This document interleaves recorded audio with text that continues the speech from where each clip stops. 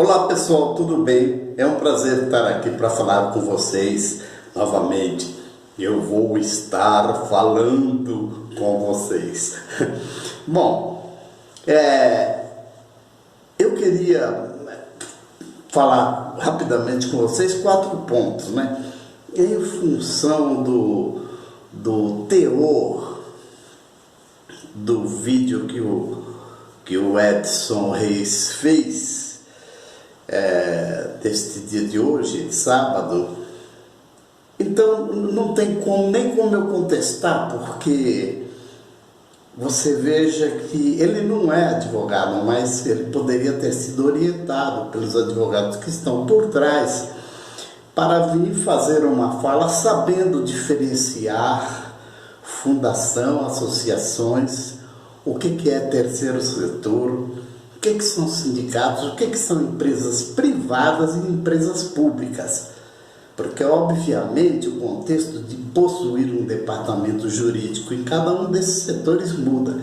Então, não dá para falar, além do linguajar chulo que ele usou o tempo todo, enfim, não dá para falar. Mas há umas coisas que é preciso pontuar, porque você sabe, uma mentira repetida, ela tende a crescer, né? E, por exemplo, eu jamais me ofereci para trabalhar para alguém, para ele ou para quem quer que seja. E se vocês forem em vídeos antigos meus aí, vocês vão ver que teve vezes que eu até denunciei essa questão de esquema de advogados. Vocês olham aí os vídeos antigos, vocês vão ver que não foi agora, né? Não foi agora, é porque coincidiu, eu nem esperava que fosse ele que fosse reagir, eu esperava que fosse um outro, certo? Mas por quê? Porque bateu lá, pegou na veia o que eu falei, então a pessoa reagiu. Mas eu não esperava nem muito em relação a ele, eu esperava mais em relação ao outro. Tanto que eu fiz um vídeo anterior, eu até citei aquele processo com segredo de justiça que ele leu o acórdão do Tribunal de Justiça de São Paulo. Então, veja bem, vocês sabem diferenciar esses setores, e eu não sou civilista, tá? Eu sou um advogado criminalista não comum, talhado para o Tribunal do Júri, foi onde eu militei. O Tribunal do Júri, eu já expliquei para vocês, ele não defende bandidos. 95% das pessoas que são levadas a julgamento nesse tribunal são pessoas que cometeram um homicídio consumado ou tentado, ou infanticídio, ou praticaram um aborto, e esses tipos de crimes não são bandidos que praticam. 95% das pessoas que chegam nesse tribunal, elas são pessoas trabalhadoras, que teve a infelicidade de matar numa discussão no bar, num campo de futebol, no trânsito, enfim, mas não são bandidos, tá ok? Eu nunca defendi bandido, nunca. Você não vai achar uma causa minha. E olha que eu fui tentado, olha que eu fui convidado, certo? Inclusive, eu até quero aproveitar a deixa, porque foi citado aí o negócio de advogado de porta de cadeia. Gente, quando vocês falarem isso, vocês pensem 2 vezes, eu vou ensinar para vocês. Advogado de porta de cadeia são os mais bem-sucedidos financeiramente. Talvez não com uma qualidade de advogado, mas financeiramente. É só vocês olhar todos esses políticos que estão indo aí para a cadeia e vocês ver os escritórios dos advogados que estão lá, certo? Você não vai achar lá advogado andando com carro nacional, não. São os advogados chamados de porta de cadeia. Então, quando você pensar em falar isso num sentido que é usual o brasileiro falar isso, num sentido de que você quer diminuir, você quer dizer que aquele profissional é fraco, enfim, pense 2 vezes, hein? Pelo menos materialmente não são fracos, não. É que realmente a minha índole nunca deu, né? Ela não podia se combinar. Eu estive 10 anos no Corpo de Bombeiros, inicialmente em São Paulo. Depois de outros 12 anos, eu fiz uma carreira na Polícia Civil. Eu fui o único investigador que chegou no topo, chefe-geral dos investigadores de São Paulo, em 12 anos, certo? Ninguém nunca conseguiu isso lá em 12 anos. Conseguiram em 17, em 20, enfim. E eu fiz uma carreira assim. Então, pela índole minha de policial, tem certas coisas que não coaduna comigo defender, por exemplo, criminoso com a classificação de bandido, tá? E não falta, e propostas tentadoras eu tenho resistido. Então, não tem como eu responder, porque foi feita uma coisa sem saber diferenciar essas instituições que eu falei para vocês no início. E também eu nunca me ofereci para ninguém, certo?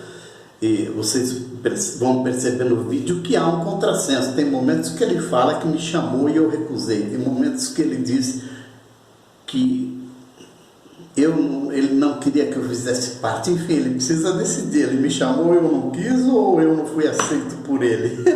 É preciso decidir isso daí. Então, veja bem, eu jamais me ofereci, e nas vezes, realmente ele falou uma verdade, que eu era muito caro, eu pedia muito. Por quê? Porque eu percebia que no tentar um contato comigo, para aproveitar o meu lado jurídico, eu percebia que havia um intuito de lucro. Então, gente, eu já falei para vocês, eu dirigi teatro também, peças de teatro, enfim, eu tenho noção do que é um show de um cantor, né? Por exemplo, então, um cantor, você contrata ele para fazer um show, ele vai te pedir aí, vamos dizer, 30 mil. Só que ele percebe que o local vai lotar, o sujeito vai ter renda, vai vender bebidas, enfim, e ele pede mais uma participação de 50% no lucro, entendeu? Então, quando eu percebo que alguém me procura comercialmente, mas ele quer fazer uma jogada de mestre, certo? Para comigo ele se lastrear e ganhar dinheiro, então é óbvio, eu identifico isso, e como às vezes é coisas que eu não estou a fim de fazer, tem coisas que eu não estou a fim de fazer, certo? Por exemplo, corroborar mentiras que a pessoa que está me contratando, ela vai precisar que eu faça esses Hs para ela, né? De corroborar as mentiras dela. Então eu peço um preço, obviamente, exatamente para ser recusado. Ele falou pouco, hein? Eu peço uma coisa alta, mas é porque eu não pretendo fazer. Eu peço com a certeza de que o sujeito vai recusar, porque senão ele vai ter que pagar do bolso, ele não vai ter lucro para fazer. Então, é isso que eu quero dizer. Em relação aos meus inscritos, tem 1.200 e alguma coisa. 1.000 deles, pelo menos, eu tenho contato quase que diário, está tudo aqui no meu WhatsApp. E não veio de ninguém não, gente, veio de verem os meus vídeos. Mas como o assunto que eu trato referente às testemunhas de Jeová, não há assim um grande número de interesses, principalmente porque não entrou em área doutrinária da seita, certo? Esse só no aspecto jurídico é normal. Para mim é até uma surpresa ter 1.200 e tantos inscritos, mas 1.000 deles eu tenho contato diário e não veio de ninguém não. E vocês que entram no meu canal, vocês aproveitam para ir ver o total número de inscritos. Vocês vão ver que depois da convocação para se desinscreverem do meu canal, se desinscreveram 6 pessoas. E duvido que vai ser mais que isso, tá bom? Então, não há também, eu não devo a ninguém os inscritos que eu tenho no meu canal, e é só vocês ficarem conferindo o número de inscritos aí para vocês verem se vai cair. Obviamente, se forem inscritos que obedeceram a alguma outra pessoa, eles vão ser solidários a essa pessoa, porque eles se identificam, enfim, né? São amigos, isso é óbvio. Jesus conseguiu agradar todo mundo? Vou pretender eu querer conseguir isso? Não. Outro aspecto que eu quero falar, que se vocês veem os meus vídeos antigos, por isso que eu digo, a pessoa para falar ele precisa saber, senão ele faz ridículo, tá? Se vocês verem meus vídeos antigos, vocês vão ver que eu explico detalhadamente a respeito dos quatro tipos de falas que os advogados devem ter. Pelo menos na estirpe em que eu fui criado. Eu sou cria do saudoso doutor Valdir Troncoso Pérez e do doutor José Parada Neto, os maiores criminalistas dos tribunais de júri de São Paulo, mas que militavam em todo o país. Eu sou cria deles. Para os dois, eu fiz perto de aproximadamente 200 sessões plenárias de júris e eles não me pagaram nem um cafezinho. E eu nunca me atrevi a perguntar, doutor, quanto o senhor cobrou? E havia júris, eles tinham cobrado 30, 40, 50 mil dólares. Por quê? Porque eles tinham nome, eles eram grandes. Mas só o fato de eu estar servindo na escola deles, quem não conhece, procura aí na internet que você vai ver quem foi Valdir Troncoso Pérez e quem foi José Parada Neto. E tem mais uma meia dúzia de advogados ainda, Fausto Sucena, Milton Bonelli, Jamil Covelo, enfim. Existem mais alguns que nós fazíamos parte de uma estirpe de advogados que era separado das demais. Vamos fazer o quê? Eu gostei desses dois e eu procurei me talhar ali, entendeu? Fazendo assistência judiciária em muitos júris que eles eram procurados e eles entregavam para mim fazer. Como eu queria aprender, eu perguntava, doutor, o que eu faço aqui? Aí ele falava, você vai falar nisso, no Instituto da Legítima Defesa, no Instituto da Excludente de Ilicitude, tal, enfim, ele me falava um instituto, mas quem ia destrinchar a teoria e falar com os jurados era eu. Então, o que aconteceu? No júri, você tem que desenvolver tipos de linguagem. Eu estou falando só porque foi tentado uma ridicularização à minha pessoa em razão da minha fala. E ela tem um quinto fator que eu vou falar no fim. Primeiro porque no júri, se você falar português coloquial, você perde o júri. Se você falar português técnico jurídico, você perde o júri. Por quê? Porque quem decide no júri são 7 jurados. E aos jurados é exigido, para poder ser escolhido e participar no tribunal do júri, apenas o saber ler e escrever e ser eleitor. O que significa que a grande maioria deles, às vezes, nem o nível fundamental terminou. Então você tem que desenvolver uma linguagem, essa é uma delas, bem popular, bem povo, certo? Isso não é demérito nenhum, não é demérito nenhum. Isso não é subestimar as pessoas. Vocês sabem que nós vivemos num país em que apenas 7% das pessoas possuem curso superior, outras 12 a 15% possuem nível médio, mas a grande maioria, 80%, possui nível fundamental, sendo que 40% deles nem o nível fundamental completo. Essa é a realidade do nosso país. Então você tem que saber falar de acordo, porque senão no tribunal do júri você perde o júri. O juiz no tribunal do júri não manda nada, ele tem que sentenciar o que os jurados decidiram. Então você tem que falar a linguagem popular deles, corriqueira.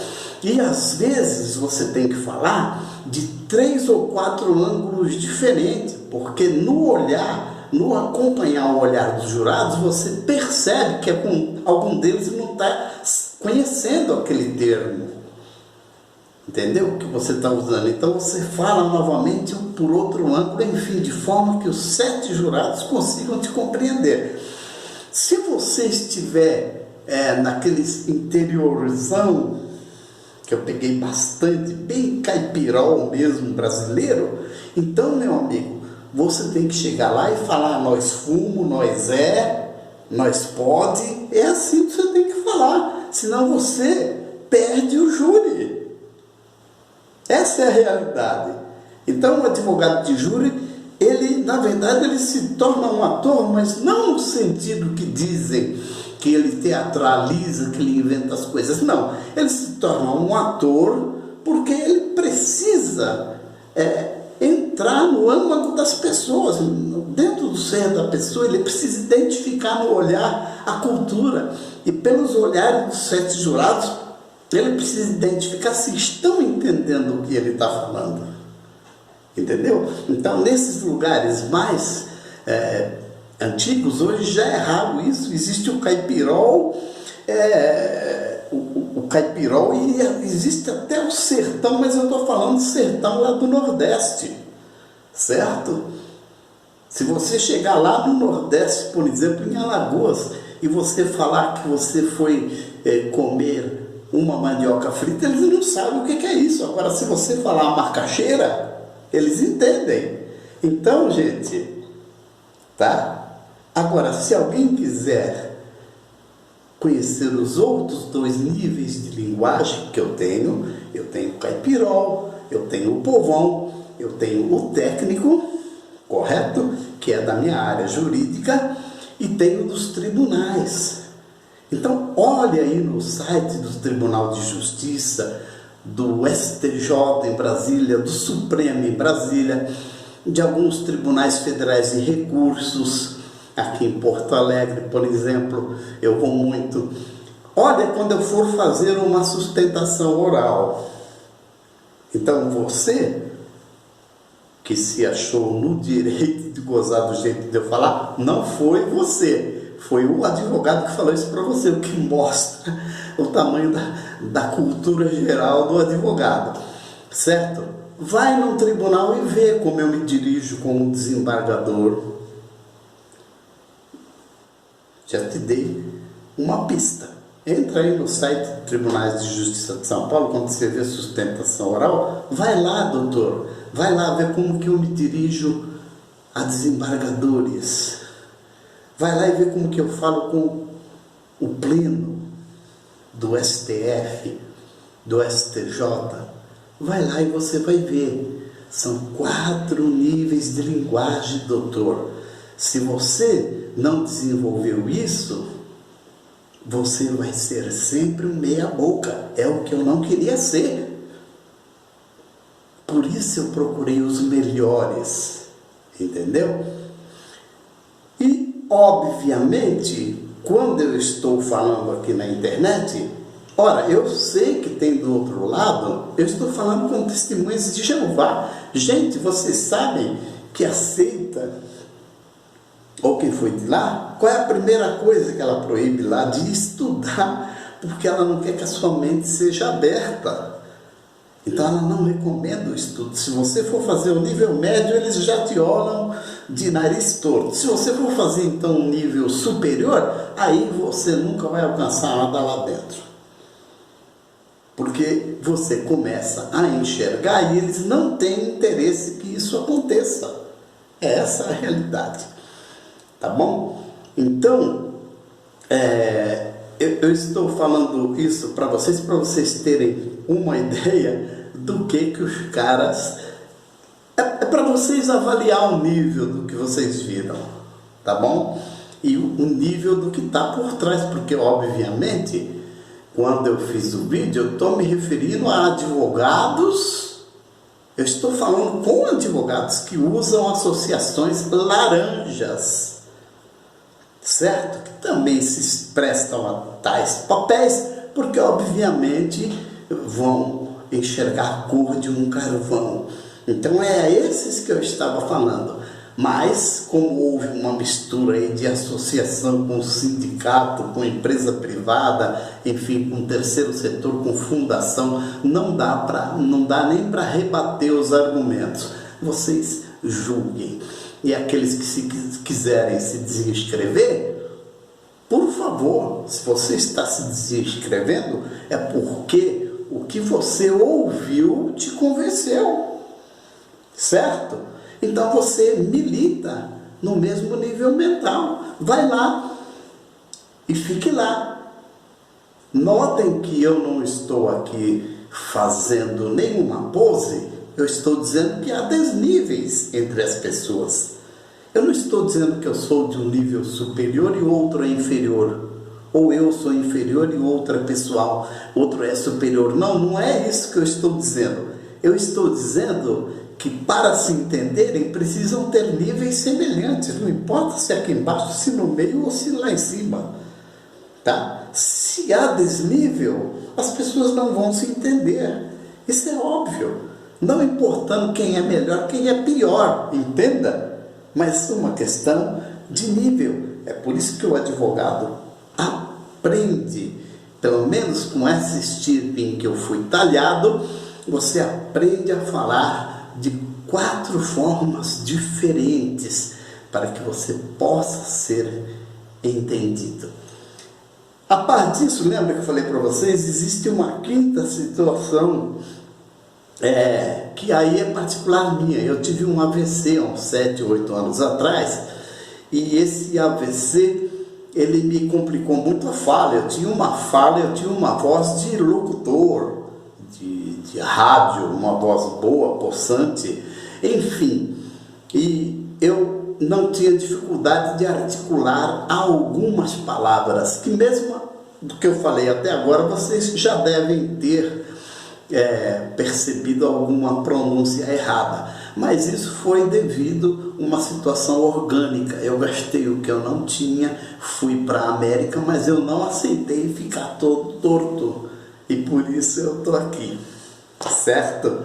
O tempo que eu fazia assistência judiciária, antes de eu ter esse AVC, eu cheguei no auge, certo? Na verdade, quando eu comecei a ganhar dinheiro com a advocacia, eu já tinha caído uns 20, 30%. Na verdade, quando eu fiz uns 300, 400 júris de graça para Ada Neto, para o doutor Valdir Troncoso Pérez e para a assistência judiciária em São Paulo, na verdade eu não ganhei nada. Eu fui ganhar com uns 8, 10 júris, eu ganhei pelos 700 que eu fiz. Em 8, 10. Só que quando eu ganhei dinheiro, eu já tinha caído, eu já tinha sido melhor no tempo de assistência judiciária. E antes do AVC, que me complicou a fala, me resseca muito os lábios, enfim. E, obviamente, para os novos, eles não entendem. Eles entendem como um cidadão me chamou aí tempos atrás de velho gagá, porque talvez eu molhe os lábios com a língua. Isso não é coisa, isso é proveniente da sequela que eu fiquei, mas estou aqui. Então vocês vejam, eu milito em 4 níveis de linguagens e ainda tenho dificuldade de expressar certas palavras. Se uma palavra for muito comprida, eu vou ter que achar outra e não pronunciá-la, porque senão vai virar motivo de gozo, de riso, como aconteceu aí. E só gente inexperiente cai nessa, né? Vocês podiam, doutor, ter passado sem essa. Tá bom? Agora, vamos falar a respeito do que foi dito também da mobilização cristã independente que eu presido há 20 anos. Eu fui fundador e sou o presidente, e enquanto estiver vivo vai ser eu. Depois que eu morrer, eu não sei quem será. Então, apenas a título para que você entenda, vocês aí saibam qual é a realidade, é o seguinte: essa mobilização cristã, ela tem um patrimônio imobilizado em torno de 700 mil reais. Eu estou falando por baixo, eu não estou chutando alto não. Na verdade, se for avaliar aqui ponto a ponto as propriedades que ela tem, chega, acho que é 780. Eu estou falando por baixo, 700 mil reais. Um patrimônio imobilizado. Ela tem lá em caixa uns 20, 30 mil reais. Agora, se vocês querem saber como veio esse patrimônio, 85% deles, inclusive muitos imóveis, fui eu que doei. Porque as pessoas, elas podem dispor de 50% dos seus bens. Para quem elas quiser. Você doa para o seu vizinho, se você quiser, eu doei para essa causa. Sabe quantas pessoas moram lá? Em torno de 20 ou 25 pessoas moram lá sem pagar nada. Lá não tem mensalidade. Não tem. Tem uns poucos que doaram algumas coisas, mas doações quando querem dar. E só os que têm alguma capacidade é que doam, certo? Mas nesse patrimônio de 700 mil, 85% fui eu mesmo que doei. E quando eu morrer vai ficar lá. E meus filhos não vão poder contestar porque eu doei dentro daquilo que eu posso doar, que é 50%. Como eu arrumei tudo isso? Trabalhando. 56 anos trabalhando. Não foi lesando ninguém. E olha que eu tive oportunidade, hein? Na polícia eu tive oportunidade. E por causa que o pessoal sabe o meu resultado, o que eu sou namorado por traficantes, por chefes de PCI, PCC, o que você quiser, mas eu não faço nem a primeira vez, porque senão depois você fica preso com os caras. Então eu não faço, certo? E eu sou bastante procurado. Agora, é óbvio, é num clima de gentileza. Mas se você servir a primeira vez, você fica preso lá. Então, é isso que eu queria estar falando para vocês. Finalizando aqui, eu queria estar dizendo para você o seguinte, a respeito de uma associação, tá? Todas as cidades brasileiras, não todas, nós temos perto de 5.575 municípios, eu não sei se já não atingiu 6.000 municípios tem no Brasil. Só em São Paulo são 625, se eu não me engano. Tá ok? A maioria das cidades brasileiras tem um fórum. As outras que são muito pequenas, talvez até uns 30 mil habitantes, 35, e tem um grande número, é o fórum da cidade do lado que a atende. Nesses fóruns existem um promotor público.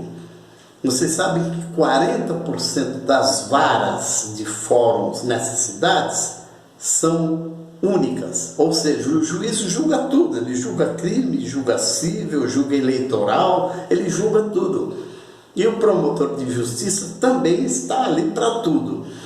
Então, provavelmente, nesses locais, o promotor de justiça, ele não possa atender pessoas. Em 40%, eu acredito.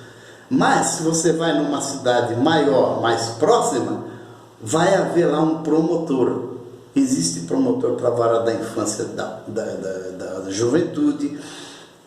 Existe promotor de família. Enfim, e um dia na semana, ele ouve pessoas. Então, você está tendo problema, e isso eu não estou falando hoje. Olha nos meus vídeos que eu já falei diversas vezes. Você está tendo problemas com as testemunhas de Jeová? Vai no promotor. Normalmente, se ele for muito ocupado, ele vai te empurrar para a defensoria pública. Segunda situação que você tem. A terceira que você tem, delegacia de polícia. Estão insistindo no seu zap, no seu telefone, batendo no seu portão, te coagindo, os anciãos. Vai lá e faz um BO. De constrangimento ilegal. Você veja que tem ferramentas. mas falaram que nesses lugares que é de graça é porcaria. Não, não é. Eu fui melhor advogado quando eu fui de graça. Quando eu comecei a receber, eu já não era tão bom. Eu já estava em queda depois do AVC. Entendeu? Então, você tem, depois que você esgotou todos esses lugares, se esses lugares falaram para você, olha, não tem solução, não existe lei adequada para o seu caso, então você vem aqui a mim. Tem muitas situações que eu sou obrigado a concordar com eles, porque não tem realmente, como é o caso das testemunhas de Jeová, não tem legislação adequada, certo? Precisa se mudar, precisa se fazer um trabalho lá nas comissões, como eu tenho dito. Então você tem delegacia de polícia, você tem o promotor, você tem a defensoria pública, e se você estiver perto de mim, você tem ainda eu de graça. Para que você vai se meter com um escritório de advogados disfarçado de associação? Um abraço, até a próxima oportunidade.